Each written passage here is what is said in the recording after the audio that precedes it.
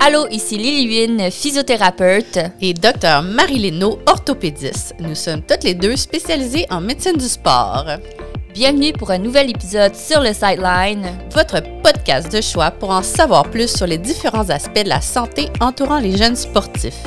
Alors que tu sois au repos ou en entraînement, bonne écoute!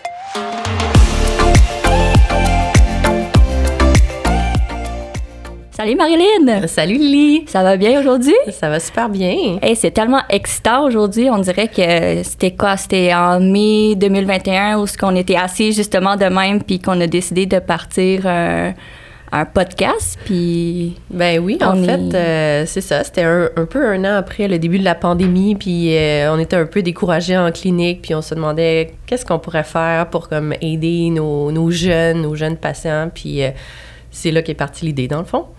Mais c'est excitant, on commence finalement.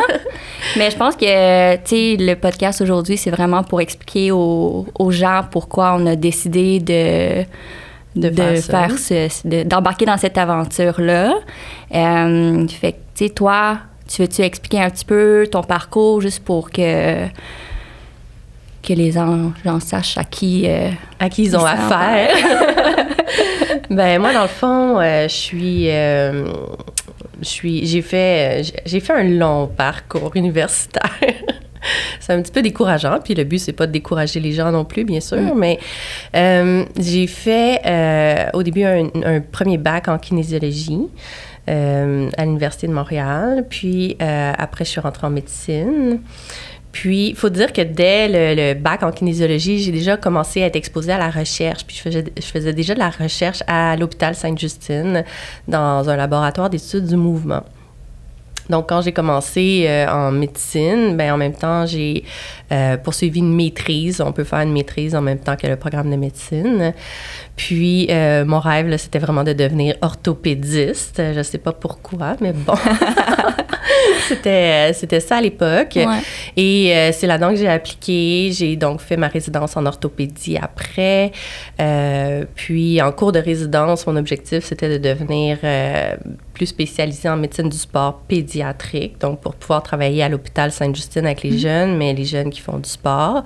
Donc, couvrir toutes les blessures sportives, toutes les chirurgies qui ont lien avec les ligaments déchirés, les différentes articulations, dans le fond.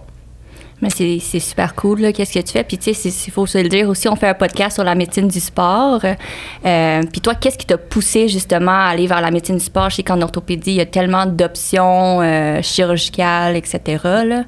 C'est vrai. Moi, en fait, initialement, c'était vraiment la pédiatrie qui m'intéressait. Okay. Puis en pédiatrie, c'est comme tout, là, il y a vraiment toutes les surspécialités de l'orthopédie.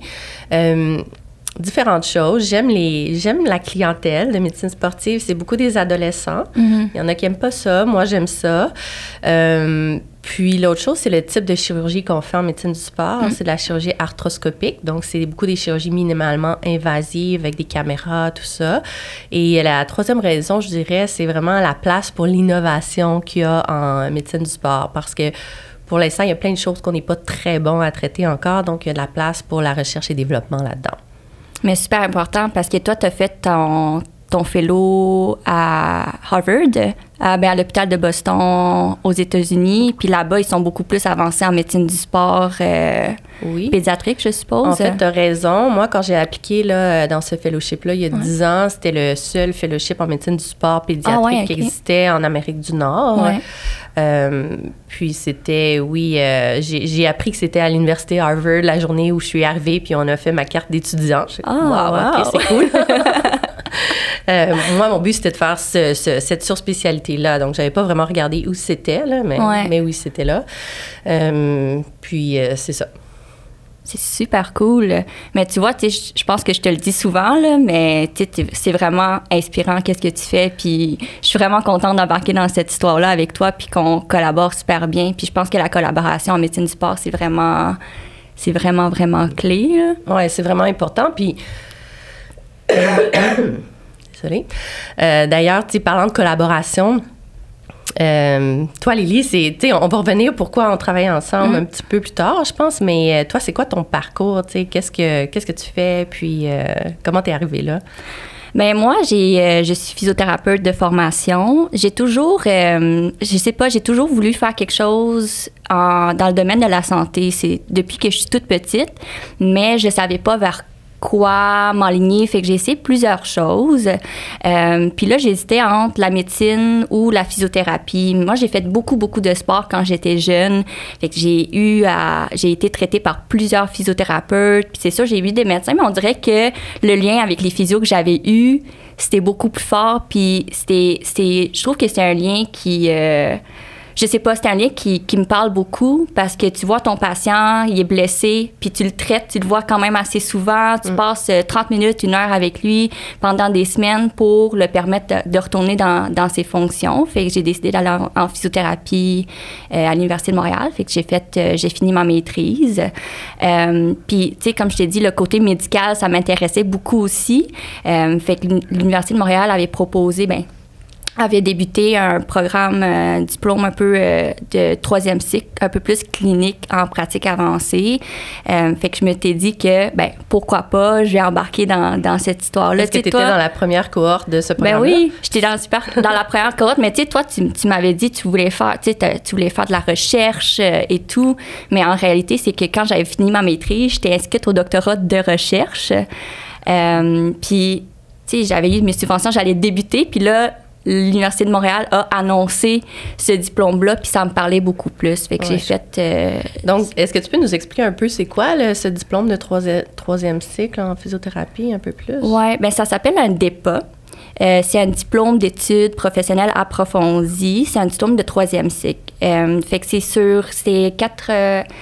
sur à peu près 2 ans et demi d'études à temps partiel. Fait que c'est fait pour des gens qui travaillent déjà. Okay. Et le but, tu sais, la physiothérapie en pratique avancée, c'est un physiothérapeute qui pratique un petit peu au-delà des compétences de base. Fait qu'un peu plus au niveau médical.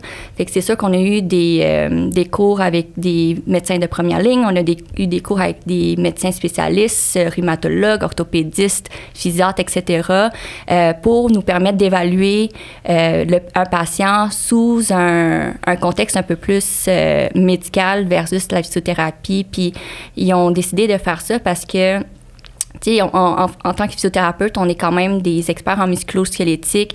Fait qu'avec les listes d'attente, avec les problématiques d'accessibilité au niveau du réseau de la santé, ça permet justement de pouvoir voir les patients plus rapidement. Puis en même temps, je suis comme un peu un hybride. Fait que j'évalue le patient, puis ça me permet de donner des conseils en attendant la prise en charge en physiothérapie aussi. Fait que... Mais c'est super intéressant. Puis c'est bien que tu aies décidé de faire ce 3e diplôme-là. Comment tu as décidé d'aller plus vers la médecine du sport pédiatrique, dans le fond, dans ce parcours-là? Bien, un peu comme toi, moi, je voulais faire de la pédiatrie. Fait que quand j'étais à la maîtrise, je voulais travailler avec des enfants, des adolescents. Puis, tu sais, moi, j'ai fait beaucoup de sport quand j'étais jeune. J'ai fait de l'athlétisme, j'ai fait du basketball. Puis à l'université, j'ai fait du rugby avec les Carabins de l'Université de Montréal. Puis j'ai eu des expériences en tant qu'entraîneur au basketball aussi. Fait que je trouve que ma relation avec des adolescents, j'ai beaucoup plus de facilité à bien connecter avec eux versus d'autres clientèles. Puis vu que j'étais sportive, médecine sportive pédiatrique, ça s'est juste vraiment agencé. C'était mon identité. Fait que le fait de pouvoir faire ce diplôme-là, puis de me donner un peu plus de connaissances puis développer mon expertise en médecine du sport pédiatrique en travaillant avec toi en orthopédie, c'est ma description de job de rêve là, en ce moment. Fait que... Puis peut-être qu'on peut expliquer brièvement là, comment on a décidé de faire cette chose-là, le sideline. Qu'est-ce qui a commencé ça? Nous, dans le fond, on s'est rencontrés en février 2021, je pense, vraiment plus officiellement. Ouais. Puis c'était vraiment la phase d'implantation de la clinique de médecine du sport au CHU Sainte-Justine qu'on avait travaillé déjà depuis 2017. Puis là, on était à la phase vraiment, OK, là, faut le réaliser. Puis c'était, comme j'ai dit tantôt, un peu 1 an post-pandémie. Puis à ce moment-là, on avait vraiment comme un désastre. On avait vraiment beaucoup de blessures. Les jeunes étaient déconditionnés. Puis c'était un peu décourageant. Puis on s'est aussi rendu compte que les jeunes, les ados, quand ils vont chercher de l'information, c'était pas nécessairement ce que nous, on leur disait ou... Bref, ils n'avaient pas vraiment de source où aller chercher l'information pertinente. Fait que c'est un petit peu ça qui nous a motivés à commencer ça. Peux-tu nous rappeler comment on a commencé vraiment progressivement? Ben, tu sais, c'est sûr qu'on a commencé au début par les réseaux sociaux. Là, on avait commencé à poster sur Instagram, TikTok, où ce que les jeunes étaient. En octobre 2021, si je me... Ouais, quelque chose comme ça. Quelque chose comme ça. Puis, tu sais, c'est sûr qu'on se préparait pour faire un podcast, mais c'est beaucoup d'organisation pour ça. Puis, on va se le dire, là, on est deux cliniciennes qui travaillent plus que temps plein dans la vie de tous les jours. Fait que c'était vraiment ça, créer des posts, créer des vidéos d'explications. Puis justement, tu sais, c'est tellement, on dirait qu'au niveau médical, au Québec ou dans le monde francophone, on est beaucoup, beaucoup en retard par rapport aux Américains. Fait que, tu sais, il n'y avait pas de podcast où il n'y avait pas d'informations en français sur les réseaux sociaux. Fait qu'on a commencé à poster sur TikTok. Je pense qu'on est pas mal dans les premiers à avoir fait ça. Puis même maintenant encore, les seuls, là, on revoit un peu les vidéos de TikTok en fonction de pathologie en ce moment avec mes étudiants d'été. Puis on se rend compte que, l'information qui est postée par des usagers plus généraux est de très mauvaise qualité. Puis il y en a beaucoup plus que ce qui est posté par les professionnels de la santé qui mettent du contenu de meilleure qualité. Fait que c'est certain que si nos jeunes, c'est là qu'ils vont chercher l'information, on n'a pas le choix, nous aussi, d'être là pour donner de l'information pertinente. Fait que c'est un petit peu ça notre objectif. Là. Mais tu sais, à des fins d'accessibilité aussi. Tu sais, quand on parle de médecine du sport, on dirait que le monde y pense toujours à des athlètes de haut niveau, mais tu sais, quand on parle de médecine du sport pédiatrique, 98% des jeunes font de l'éducation physique. Alors, les blessures... Statistique Canada, c'était quoi? C'était environ 50% des blessures musculo-squelettiques des jeunes au secondaire, c'est justement relié au sport. Puis souvent, tu sais, ils savent pas quoi faire, ils savent pas où aller. Fait que, tu sais, une blessure qui peut être simple devient super complexe, des rendez-vous vraiment comme inutiles. Fait qu'ils vont chercher leur... inutiles, pas inutiles, mais des rendez-vous... comment je peux le dire? Qui vont pas nécessairement améliorer ou traiter le problème maintenant. C'est ça. Fait que, tu sais, je trouve que les jeunes, ils se retournent beaucoup sur les réseaux. Puis TikTok, je pense que ça a explosé durant la pandémie parce que personne faisait rien. Fait que tout le monde était sur les réseaux. Fait que c'est ça. Je trouve ça quand même important qu'on soit là-dessus. Puis, tu sais, ce que je trouve drôle des fois, c'est qu'on est clairement des professionnels qui mettons de l'information, de la bonne information sur les réseaux sociaux. Puis dans les commentaires, des fois, il y a du monde qui viennent... détruire ce qu'on essaie de critiquer dire. ce qu'on essaie de dire. Puis je trouve que c'est encore plus important, justement, qu'on soit là-dessus puis qu'on informe les jeunes. Mais en fait, on a vraiment une mission d'éducation parce que c'est certain qu'un jeune qui connaît un petit peu plus l'anatomie, qui comprend un petit peu plus qu'est-ce qui se passe avec son corps, quand il va se blesser, nécessairement, il va mieux réagir. Tu sais, s'il se passe quelque chose dans sa cheville, mais à la place de retourner jouer avec la cheville tout croche qui fait mal, mais peut-être qu'il va dire peut-être que si j'arrête un petit peu.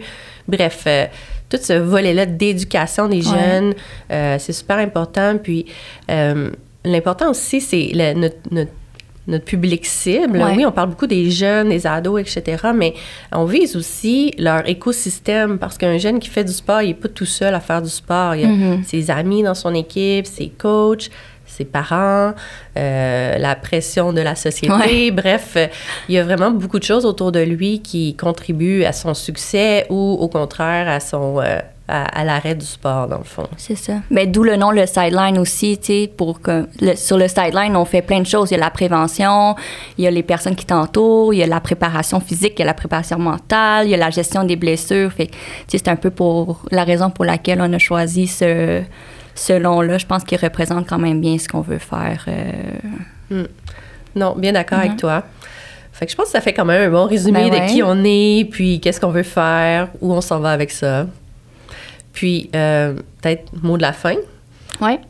S'il y en a qui ont des sujets en particulier qui aimeraient comme discuter ou des questions, des mythes qu'ils veulent défaire, ben n'hésitez pas à nous écrire en commentaire c'est quoi vos questions, puis ça va nous faire plaisir là, d'y répondre dans de futurs épisodes. C'est ça. Puis notre but aussi, c'est d'en parler avec vous, mais notre but aussi, c'est d'inviter des professionnels qui sont vraiment experts dans un sujet en particulier, puis on va inviter aussi des athlètes, des sportifs pour venir parler de leur parcours. Alors, j'espère que vous allez vous joindre à notre aventure.